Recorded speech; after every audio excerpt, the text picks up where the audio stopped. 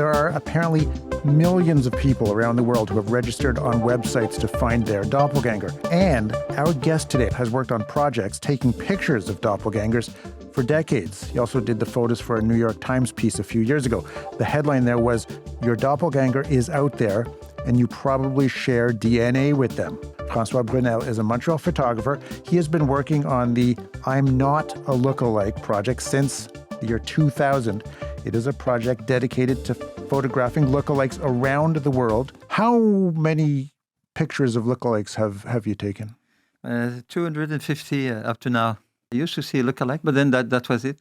And the other thing is, I was told by people here in Montreal for a few years that I look like a certain Mr. Bean. They would say, "Oh, François, you look so much like Mr. Bean." Ah.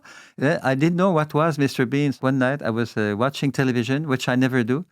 And then I see myself on television, but I recognize myself. I say, "Oh, this is me." So I started a project. When people come to my studio, sometimes they know each other beforehand. Let's say you would say, "Oh, I have a friend who looks like me, and Can we come to your studio?" So there's no surprise there. So I don't get the surprise effect. And the people who meet for the first time, they are surprised for about 3 seconds. That's it? "Oh."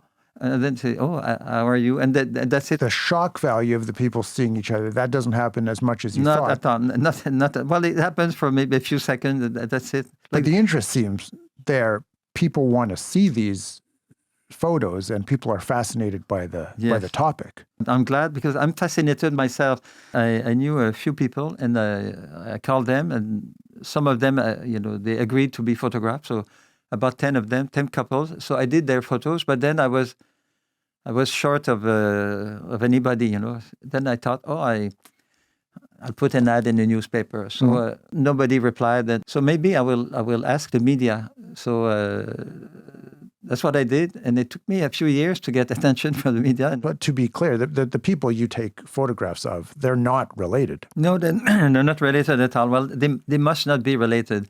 Because if they are, then it doesn't work. And we're going to talk with one of your subjects, Liliana Rubin. Thank you for being here. Can you tell me about this experience and about meeting your doppelganger, Nina Rose? We have like a really epic story. Originally, we were both living in Montreal at the time, okay? And this was 25 years ago.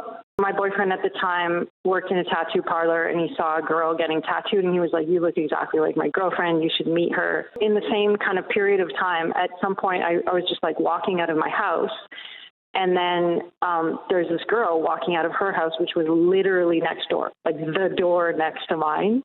And I was like, and we're like, "You look like me." And it was her. We found out we have the exact same birthday, really July 13th, 1977.